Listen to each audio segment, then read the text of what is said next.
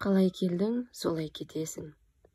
Бір күні көршінің үйінен келе жатқан апамыз үйге күрсіне келіп, атамызға әбден бекіп алыпты, кеткелі жатыр деді. Атамыз біраз отырды да асықпай қозғалды.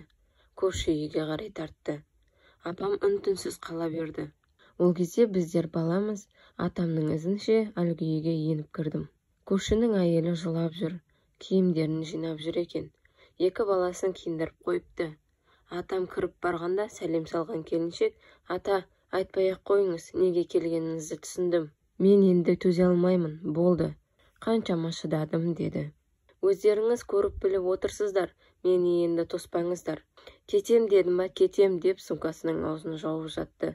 Сонда атам, қарағым, сенікі де жөн деп біраз отырды да, келіншекке, қарағым, осы сен осы үйге келгенде нешеу едің, деп сауал қойды. Келіншек жауап бергісі келмесе де, атамнан именіп, бір өзім деді. Ендіше қалай келдің, солай кетесің. Алдағы екеуін шешіндір, руы бөлек өзге әулетке жәутеңдетпе. Мұнда да ел бар, аштан өлмейді, көштен қалмайды, деді. Өз жұртының ішінде өссін, ата дәстүр солай деп сөзін салмақтап аяқтады. Сонда не болды дейсіздер ғой? Келіншек өкіріп жылап, екі баласын бас салды. Мен бұларды қалай тастап кетем, ата? Бұлар менің қолқа жүрегім ғой деп киімдерін киіп, томпиып тұрған екі баласын құшақтап отыра кетті. Жылап отырып, екі баласын шешіндіре бастады. Атам, Алла разы болсын айналайын. Алла жарылқайды сені деп бетін сипады да шығып жүре берді. Кейінгі бір отырыста қазір әже болған сол келіншектің несіне түсірдім осы оқиғаны.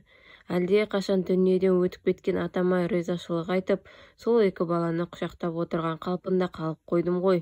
Міне содан әлі отырмын деп басын шайқап қойып, мәз болып күледі. Сол кездегі екі кішкентай баладан кейін тағы 4 бала туып, отбасы үлкен ордаға айналып, әулет болған.